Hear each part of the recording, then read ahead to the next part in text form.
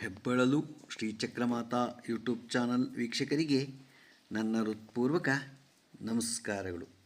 ಇದು ತುಮಕೂರಿನ ಪಂಡಿತನಹಳ್ಳಿ ಹತ್ರ ಇರುವ ನೋಡಿ ಮಂದಾರಗಿರಿ ಬೆಟ್ಟ. ಆ ಬೆಟ್ಟದಲ್ಲಿ ಮಹಾವೀರ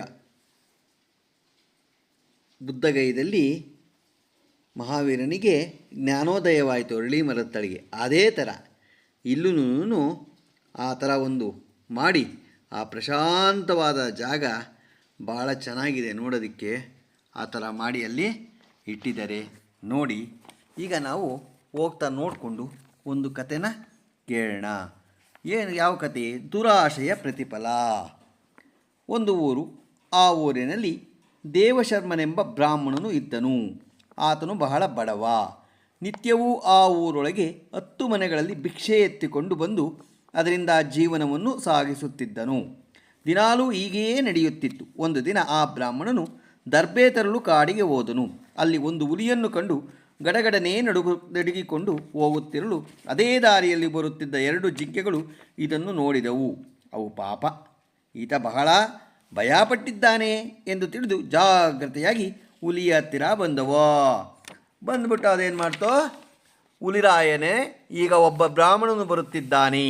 ಆತ ಬಹಳ ಬಡವ, ನಿನ್ನನ್ನು ನೋಡುವುದಕ್ಕಾಗಿ ಬಂದಿದ್ದಾನೆ ಎಂದು ಹೇಳಲಾಗಿ ಹುಲಿಯು ಹಾಗಾದರೆ ಅವನನ್ನು ಕರೆದುಕೊಂಡು ಬನ್ನಿ ಎಂದಿತೋ. ಜಿಂಕೆಗಳು ಬ್ರಾಹ್ಮಣನ ಬಳಿಗೆ ಬಂದು ಬ್ರಾಹ್ಮಣನಿಗೆ ನೀನು ಭಯಪಡಬೇಡ ಎಂದು ಹೇಳಿ ಹುಲಿಯು ಬಳಿಗೆ ಕರೆದುಕೊಂಡು ಬಂದವು. ಹುಲಿಯು ಅತಿ ಪ್ರೀತಿಯಿಂದ ಕಂಡು ತಾನು ಮುಂಚಿತವಾಗಿ ಮನುಷ್ಯರನ್ನು ಕೊಂದು ಇಟ್ಟುಕೊಂಡಿದ್ದ ಆಭರಣಗಳನ್ನು ಆತನಿಗೆ ಬೇಕಾದಷ್ಟು ಕೊಟ್ಟು ಕಳಿಸಿತೋ. ಮನುಷ್ಯರನ್ನು ಕೊಂದುಬಿಟ್ಟು ಆಭರಣ ಎಲ್ಲ ಇಟ್ಕೊಂಡಿತ್ತಲ್ಲ, ಇವನಿಗೆ ಕೊಡ್ತೋ. ಅದನ್ನು ತೆಗೆದುಕೊಂಡು ತನ್ನ ಊರಿನಲ್ಲಿ ಮಾರಿಕೊಂಡು ದ್ರವ್ಯವಂತನಾಗಿ ಸಂತೋಷದಿಂದ ಇವನು ಇರ್ತಾನೆ.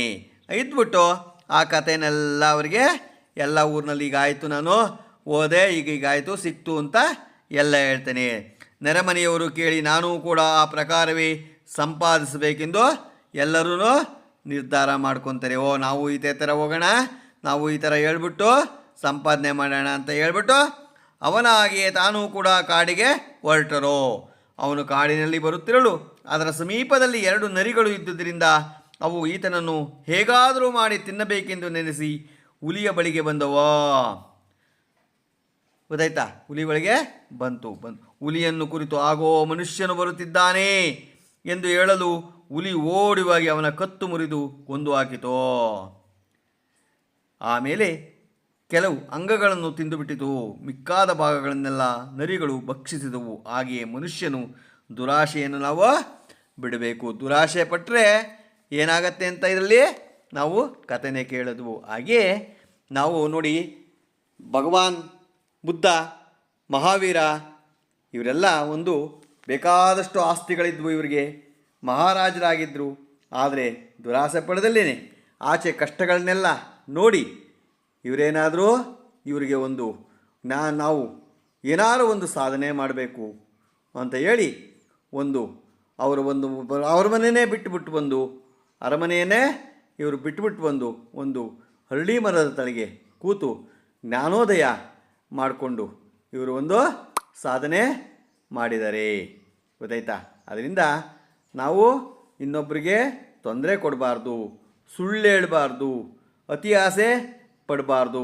ಅತಿ ಆಸೆ ಪಟ್ಟರೆ ನಮಗೆ ಕೇಡುಂಟಾಗತ್ತೆ ಅಂತ ತಿಳಿಸ್ಕೊಟ್ಟಿದ್ದಾರೆ. ನಮಸ್ಕಾರಗಳು.